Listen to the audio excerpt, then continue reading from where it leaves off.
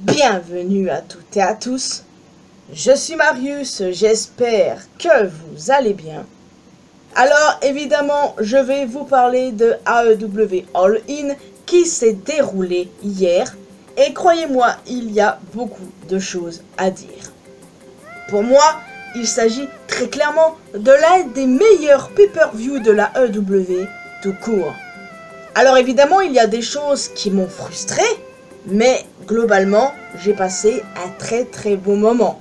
Clairement oui, genre ce All-In, il est carrément au-dessus de celui de l'année dernière. Ça, je pense qu'on est plus ou moins tous d'accord pour le dire. Et puis, ils étaient à Londres les amis, ils étaient à Londres donc ça a commencé beaucoup plus tôt pour nous. Et c'est une très bonne chose parce que des personnes ne peuvent pas suivre un show de catch qui commence à 2 h du mat parce qu'ils ont travail demain et compagnie. Mais là, le fait que ça a commencé à 19 h, le show principal, j'entends bien si on exclut la 0 Hour, eh bien c'était vraiment une très bonne chose les amis. Et j'aime quand les shows de catch commencent aussitôt que ça. En général, quand ils se déroulent tard, à 2 h du mat, le samedi, je parle notamment des shows de la WWE, eh bien c'est une très bonne chose, mais quand c'est le dimanche, je peux vous assurer que parfois le matin, c'est pas ouf. Hein, c'est vraiment pas ouf, parce que vous le voyez souvent, hein, je suis éclaté. Et les shows de l'AEW qui durent, mais genre un peu plus de 4 heures parfois, bah c'est compliqué à suivre, hein, surtout quand t'es fatigué et tout. Mais là, honnêtement, ça a duré 4 heures, c'était très bien. Genre, je suis allé me coucher, le sourire aux lèvres, j'ai pu passer une bonne nuit, et puis voilà, je suis en forme. Ah, dommage que ce soit pas tout le temps comme ça. Enfin bon, voilà, vous avez compris. C'était vraiment un très bon show. Et je vais bien entendu ne pas perdre un instant et tout de suite rentrer dans le vif du sujet. Parfois, je ne vais pas mâcher mes mots concernant certaines choses. Parce qu'il y a évidemment des choses qui ne m'ont pas plu. Mais voilà. Alors, je vais skipper exprès la 0 Hour. Parce que bon, il n'y a pas grand chose à dire. Mais je vais quand même m'attarder sur certains éléments. Notamment le 10-man tag team match où il y avait Dustin Rhodes et compagnie contre l'Undisputed Kingdom et Cage of Agony si je dis pas de conneries. Alors, déjà Sammy Guevara, je ne supporte plus de le voir pour des raisons évidentes.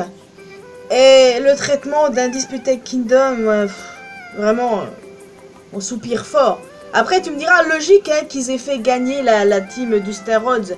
Les deux sont champions par équipe de la ROH. Il y a Shibata, il y a les Von Erich, d'accord. Je comprends pourquoi ils ont fait gagner, il n'y a pas de problème. C'est juste qu'un Disputed Kingdom, au départ, ce clan m'emballait de dingue. Mais au final, vous avez vu la downfall, c'est n'importe quoi. Je sais que la blessure d'Adam Cole n'a pas aidé, mais quand même. Enfin bref. Et autre élément qui m'a dérangé, Jamie Hayter. Alors, c'est l'une de mes catcheuses préférées, elle a effectué son grand retour, et sur le coup, j'étais vraiment très contente de la revoir, sachez-le. Mais après, je me suis dit, mais putain, mais c'est la 0 Hour là, mais pourquoi pas l'avoir fait revenir pendant le show principal? Je comprends pas. Elle aurait pu confronter Mercedes Moné, genre après son match. Non, pas du tout. Elle est juste venue en 0 Hour face à Saraya. Pourquoi? Ça, c'est vraiment discutable comme choix. Hein. Donc, autant dire que ça a vite redescendu, mais je me suis calmé avec le show principal et ça a commencé fort pour les titres trio. The Patriarchy ont perdu leur titre face à Pac, Wheeler Yuta et Claudio Castagnoli. Le truc, c'est que je me suis dit qu'il y a des chances que Christian et sa team perdent les titres. Et je me suis dit, mais face à qui? Moi, par amour pour la House of Black, c'est eux que j'ai pronostiqué. Mais c'est très cool de voir Pac champion. J'adore Pac, je suis une très grande fan. Et je suis vraiment très contente de voir champion trio avec Yuta et Claudio. Le match suivant pour le titre Women's, Toni Storm contre Maria May. Les gars, c'était Maria May ou rien. Clairement les gars. Le match était génial, vraiment génial. Alors, lorsque j'avais regardé Dynamite la semaine dernière, avoir vu Toni Storm contre Saraya, j'étais en mode, c'est quoi cette merde? Mais là, je peux vous dire que c'est clairement le jour et la nuit. Hein. Ce match-là contre Mariamé était excellent. J'ai adoré. Et surtout que Mariamé est la nouvelle championne AEW. Ce que j'attendais avec impatience. C'est clairement ce que je voulais. Et aussi, bon, par contre, c'est pas ouf hein, d'avoir giflé sa mère. Toni Storm a été une très bonne championne. J'ai adoré son règne. Mais c'est au tour de Mariamé et ça fait vraiment plaisir. Vraiment très très bon match. Hein. Et j'ai passé un excellent moment tout le long, vraiment. Le match suivant, là je peux vous dire que ça a un petit peu redescendu ma hype. Hein. On est passé de 2 très bons matchs à un match qui a duré 10 minutes. 10 minutes d'enfer quand tu vois Chris Jericho naturellement. Enfin c'était pour le titre FTW. Donc si Hook perdait, il ne pourrait plus affronter Jericho pour le titre. Et je me suis dit, par pitié, faites gagner Hook. J'ai pas envie de supporter Jericho trop longtemps encore là. Parce que oui, je peux plus voir Jericho. Je ne suis pas la seule, hein. Ne me forcez pas à vous répéter pourquoi je ne suis pas là pour ça après tout. Par chance, ce fut Hook. Hook a récupéré son titre. Oh, merci bon Dieu. Mais par contre, pour ce titre, il faut vraiment faire quelque chose. À quoi ça sert? Genre Hook, il est au même stade depuis 3 ans maintenant. Il est temps de faire quelque chose de bien avec lui. Pourquoi pas se débarrasser de ce titre, hein? Déjà pour commencer. Ce serait une bonne chose, non? Parce que là, il tourne en rond. Et ça me fait chier de le voir tourner en rond, j'avoue. Mais au moins, l'avantage, c'est qu'il n'y a plus à supporter Jericho en tant que champion. Alors oui, il veut mettre en avant les jeunes, ça, je peux le comprendre. Mais voilà, c'est Jericho en 2024, tout ça, ces histoires autour de lui. Non, c'est bon, il y en a marre en fait. Donc voilà, ce match, il m'a un petit peu niqué ma hype sur le moment, mais bon, voilà. Le match suivant pour les titres par équipe, les Young Bucks contre FTR et contre The Acclaimed. Le truc, c'est que je voyais pas d'autre alternative. Pour moi, les Young Bucks allaient conserver, c'est ce qui s'est passé, et c'était parfait. Nickel. Et ce qui est intéressant, c'est l'après-match, les amis. Les Grizz Young Veterans, GYV, donc Zach Gibson et James Drake, ont débarqué pour confronter les Young Bucks. Mais ça ne les a pas empêchés d'attaquer FTR. Le truc, c'est que Gibson et Drake est clairement l'une de mes équipes préférées. Et j'étais vraiment contente de les voir. Et j'espère, les amis, oh oui, j'espère qu'ils seront bien traités. Un peu de 109 dans la division par équipe, ça fait plaisir, mais j'espère qu'ils vont être bien traités. Parce que c'est clairement l'une des meilleures équipes du monde. Et je pèse mes mots, hein, pour moi c'est véridique. Le match suivant, c'était le Casino Gauntlet match. Alors je peux vous dire que ça m'a frustré. La fin en tout cas. Alors, entre Orange Cassidy qui nous a fait une entrée typique Mr Bean, j'ai surkiffé. Ou encore le retour sur le ring de Nigel McGuinness. Quel plaisir de le revoir. Parce que la dernière fois qu'on l'a vu catcher sur un ring de catch, les gars, c'était en 2011. Je sais pas si vous vous rendez compte. Donc c'était vraiment cool de le voir. On est ensuite passé par Zack Sabre Jr. La dernière fois qu'on l'a vu, il était au Japon, hein. Oui, si je prends en compte ce qui s'est passé au Climax, ouais, désolé, j'ai pas de mémoire pour ça. Mais il était au Japon la dernière fois et j'adore Zack Sabre Jr. C'est clairement l'un des meilleurs catcheurs du monde, hein. Je vous dis, avec Will Ospreay, Ilya Dragunov, Gunther et Bryan Danielson, c'était très clairement les meilleurs catcheurs du monde pour moi. On a eu Okada, Kyle O'Reilly, Roderick Strong, Max Briscoe. On a eu Hangman Page. On a eu Jeff Jarrett. Et il y a eu Ricochet. Ricochet a signé à la AEW. Et du coup, oui, l'info a fuité il y a quelques jours. C'est un petit peu relou parce qu'ils nous ont fuité ça avant le show. Alors même si on savait que c'est là qu'il allait aller, la moindre des choses aurait été de nous laisser la surprise. Même si on savait. Donc j'espère que Ricochet sera très bien traité là-bas. D'accord, il va nous offrir des tas de bons matchs, aucun doute là-dessus. Mais j'espère vraiment que tout se passera bien pour lui, c'est tout ce que j'ai à dire. En tout cas, la suite est partie en couille car Christian Cage est arrivé. Et après, Luchasaurus. Le truc, j'aimerais savoir pourquoi. Tony Khan, il s'est lancé dans un pari très risqué. Il nous a foutu une putain de clim avec Christian. Quelqu'un m'explique pourquoi? Pourquoi ça s'est passé? Explique-nous là, TK, parce que je comprends pas trop ce que tu voulais faire là. Ouais, franchement là, il nous a foutu une putain de clim. Et j'avoue, ça m'a énormément frustré. Moi, pour être honnête, je m'attendais à Hangman Page, hein. Mais là, il nous a bien niqué à Christian Cage. Enfin, le match suivant, le banger de la soirée, en deuxième place, très clairement, je peux le dire. Pour le American Championship, anciennement International Championship, MJF contre Will Ospreay. Et très clairement les gars, nous avons eu un banger. Une entrée typique Assassin's Creed pour Ospreay. Les gars, je peux vous dire que j'étais complètement dedans. J'adore Assassin's Creed. Et franchement, l'entrée était incroyable. Et MJF, hein, typique lui, en mode américain. Ouais, bon voilà, typique lui. C'est MJF quoi, à ce stade on n'est plus trop étonné. Mais en tout cas, le match était très bon. J'étais dans du début jusqu'à la fin. À un moment donné, MJF a sorti un point américain, mais quelqu'un de masqué l'a arrêté. L'homme masqué l'a frappé, et cet homme masqué, c'est Daniel Garcia. Donc du coup, MJF il a pas aimé ça. Et Ospreay en a profité pour l'avoir avec un Hidden Blade. Il a fait son Tiger Driver. Ah, le Tiger Driver, les gars. Et du coup, il a gagné. Il a récupéré le titre qui lui appartenait. Le titre international is back, bro. Et voilà, ça va être intéressant de suivre la rivalité entre Daniel Garcia et MJF. Daniel Garcia a passé un sale quart d'heure avec MJF il y a quelques semaines de cela.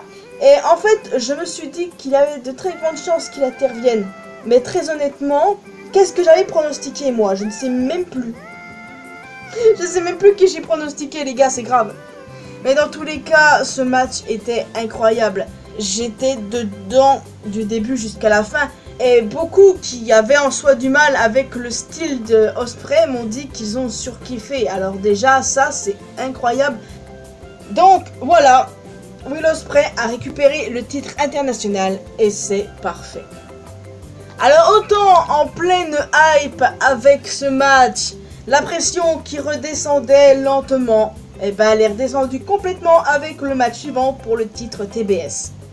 Mercedes Moné contre Britt Baker ne fut pas un match à la hauteur. Et honnêtement, je dois vous avouer que j'en attendais pas grand chose. Pourquoi? Parce que Mercedes Moné a régressé, très clairement. J'ai longtemps été une fan, je l'ai longtemps défendue, mais à un moment, il faut ouvrir les yeux. Déjà, rien que son match contre Stephanie Vaquer à Forbidden Door, c'était pas ouf parce que c'est Stephanie qui a tout fait, hein, très clairement, faut le dire. Et là, je dirais pas que c'était catastrophique, mais c'était pas bon non plus, quoi. Non, vraiment pas bon. Et pour rendre le truc un peu plus digeste, il aurait fallu une confrontation après le match. Parce que oui, Mercedes a conservé, c'était logique, hein. Il aurait fallu une confrontation et c'est à ce moment-là que Jamie Hayter aurait dû revenir. Elle aurait dû revenir à ce moment-là et pas en 0 heure. Donc je sais pas ce qui s'est passé dans la tête de Tony Khan à ce moment-là. Et beaucoup s'attendaient à voir Becky Lynch venir pour confronter Mercedes. Les gars, si vous pensiez vraiment que Becky allait venir, il y a un gros problème. Mais en vrai, j'aurais bien kiffé une confrontation avec une autre catcheuse, notamment Jamie. Mais bon, évidemment, c'était trop demandé pour Tony Khan, visiblement. Le match suivant était bien sympa, j'avoue, mais j'étais pas entièrement dedans. Parce que j'ai de plus en plus de mal avec Darby Allin. Et pas en mal, hein, rien à voir avec Mercedes et le fait qu'elle est régressée sur le ring. Non, Darby est excellent. C'est juste que ces matchs hardcore, j'ai un petit peu du mal. Mais en soi, ce match-là, il était cool. Et bien mieux que le précédent, pour le coup. C'était un coffin match pour le titre TNT contre Jack Perry. Et Jack Perry a conservé naturellement. Et après le match, les Young Bucks sont arrivés. Ils ont voulu foutre le feu à Darby, hein. Littéralement, ces gars-là, c'est des malades. Et après, il y a Sting qui est arrivé pour attaquer les Bucks. Et du coup, les deux ont célébré ensemble après. Et quand j'ai vu Sting, j'étais contente parce que j'adore Sting. Mais je me suis rappelé qu'il a pris sa retraite plus tôt cette année. Et moi, j'étais en mode, mec, ça fait même pas un an encore, le faites pas ressortir de sa retraite. J'espère qu'ils vont pas faire ça. Parce que je peux vous dire que moi, ça me fait chier ce genre de choses. Et surtout que ça fait même pas un an encore. Donc, j'espère qu'il va rester loin des rings et maintenir sa retraite. Hein. Mais bon, c'était quand même cool de le voir. Parce que c'est Sting, quoi. Qui n'aime pas Sting? Et il est déjà temps de parler du Main Event pour le titre AEW, titre versus carrière. Si Bryan Danielson perd, ce sera le dernier match de sa carrière. Et croyez-moi qu'à ce sujet, j'étais dubitatif. D'un côté, je voulais voir Strickland conservé parce que très clairement c'est un bon champion. Il n'y a rien à dire sur son règne, il est incroyable. Mais d'un autre côté, je ne voulais absolument pas voir Danielson prendre sa retraite. Pas maintenant. Je voulais voir un dernier run de champion avant qu'il la prenne. Et c'est exactement ce qui s'est passé. Bryan Danielson est devenu le nouveau champion AEW pour notre plus grand plaisir. Le match était génial. Très clairement. C'était incroyable. Franchement, j'ai vraiment kiffé du début jusqu'à la fin. J'ai même kiffé l'intervention d'Hangman Page pour venir faire chier Strickland. Ouais, ils donnent suite à leur histoire et tout. C'est vraiment, vraiment très cool. Un dernier run avant sa retraite. Et le fait qu'il ait célébré avec ses enfants, sa femme et le Blackpool Combat Club, cette image était vraiment très kiffante à voir. C'était puissant, vraiment puissant. Genre, j'étais presque en larmes en fait, tellement c'était beau. Genre, je sais qu'il y a beaucoup de gens qui ont du mal avec Bryan Danielson pour pas mal de raisons. Je peux comprendre. Mais c'est un gars que je peux pas détester, moi. Impossible. Donc, maintenant, affaire à suivre. Que va-t-il se passer? Je sais que pas mal de gens s'attendaient à d'autres surprises. Ils s'attendaient à voir, par exemple, Bobby Lashley, comme je l'ai dit, Becky Lynch. Il faut complètement être con pour penser ça, d'ailleurs. Ou encore Shane McMahon. Ouais, j'avoue que Shane, je m'attendais à le voir à un moment donné. Mais Dieu merci, ça s'est pas passé. Donc voilà, le show était vraiment, vraiment très bon. Alors oui, les choses qui m'ont fait grincer des dents, comme vous l'avez compris, c'est le fait que Jamie Hayter soit juste apparue en 0 Hour, alors qu'elle aurait pu large apparaître dans le show principal pour confronter Mercedes Moné. En parlant de Mercedes Moné, son level de in-ring a régressé encore une fois.